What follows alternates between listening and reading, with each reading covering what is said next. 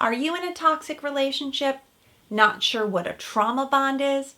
People talk about toxic relationships all the time, but what are they? And what is a trauma bond? In this video, I will give you the top 9 signs that you're in a toxic relationship and describe how trauma bonds are developed.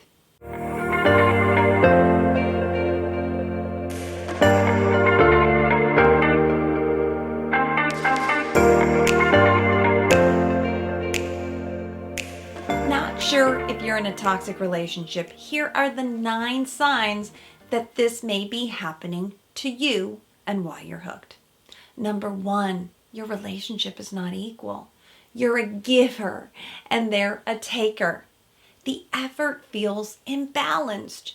You do more work in the relationship. You're the one who's always apologizing. And when it comes to being vulnerable, it feels like it's all you.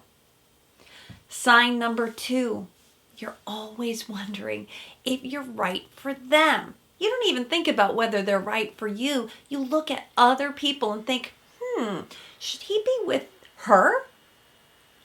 Sign number 3, your relationship is exhausting. It's like they suck all your energy from you. They're an energy sucker. Sign number 4, your relationship lacks trust. You don't trust them because their words don't match their actions, and they don't trust you either because they might be jealous or paranoid. They need to know where you are, what you're doing all the time. Sign number 5 of a toxic relationship, frequent fighting. While you're frequently also walking on eggshells, it's because you're never sure what's going to trigger them. And even whether you have a great evening or a great vacation, it doesn't hold. It's as if they're insatiable and they're never filled up. Nothing is good enough. Sign number 6, you feel unsafe around them. They might even flirt with other people and make you feel bad about it as a result. If you call them on it, they'll say, oh, we're just friends. Sign number 7, they judge you. It can be smallest of things, but they can be critical and give you negative feedback that you're not getting it right, whether it's dressing right, acting, or doing things just right. They're very critical of you. Sign number 8, when you do try to make your relationship better, they often silence you or blame you. Everything's your fault.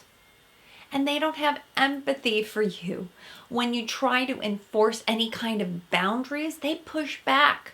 Certainly, they don't want you to control them in any way. And want to know the biggest sign you're in a toxic relationship? You don't feel like yourself. Over time, you change. You become less of who you are because you're trying to accommodate this other person. Slowly over time, you turn away from your friends and family because you look to this one person for your self-worth. And you feel unhappy and may not even like your partner any longer, but you still feel unable to end things.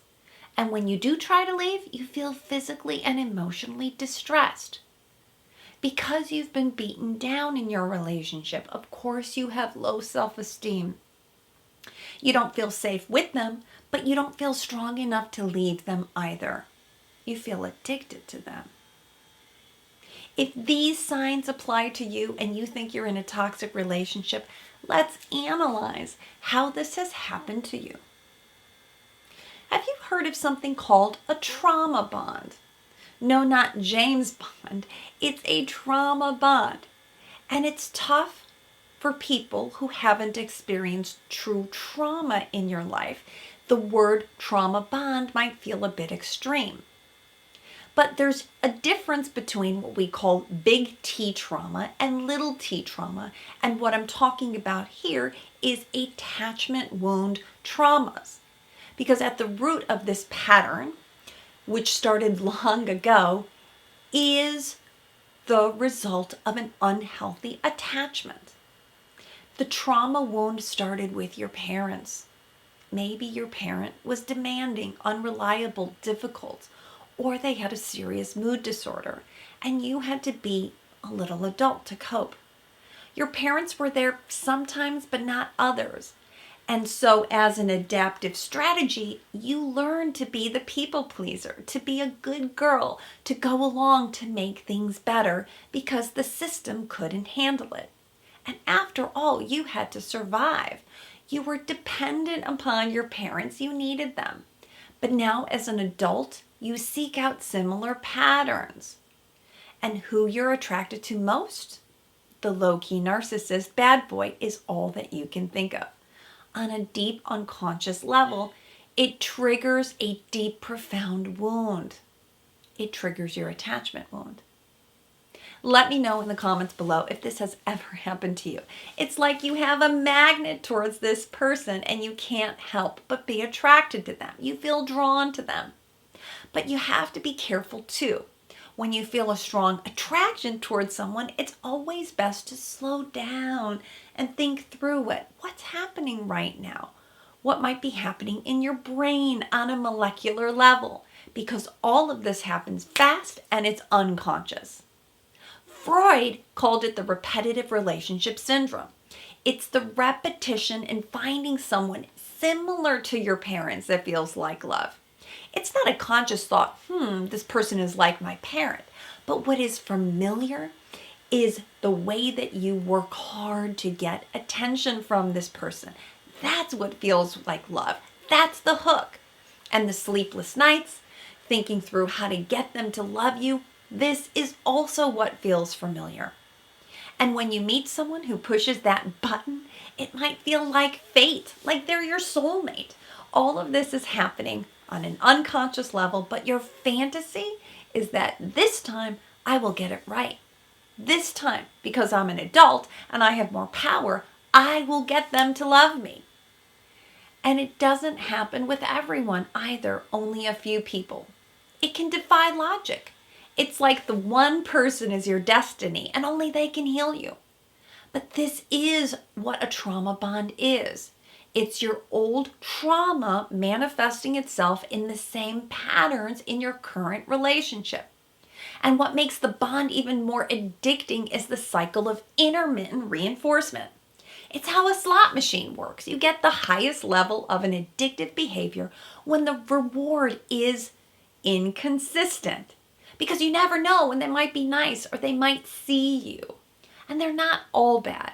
It's this cycle of ups and downs that creates and deepens your powerful emotional bond. But when you're with them, you get a hit of dopamine. It feels so good. You feel alive and invigorated. And the person who's experiencing abuse may develop sympathy for the abusive partner. You might feel for your partner. You might want to look at them and say, oh my gosh, they've suffered abuse. They've been depressed. And also the behavior might be followed by remorse. This is something that they call the Stockholm Syndrome. One type of trauma bonding is when you identify with your abuser and you make excuses for them. The problem is that you feel dependent. Another reason why you have a deep trauma bond is because you're dependent on this person. As a child, of course, you had no other choice but to be dependent on your parent. Now, as an adult, you rely on your abusive partner to fulfill your emotional needs. Similar to the child who couldn't see their caregiver as bad, you don't see your partner as all bad either. If this video resonates with you, leave me a comment below.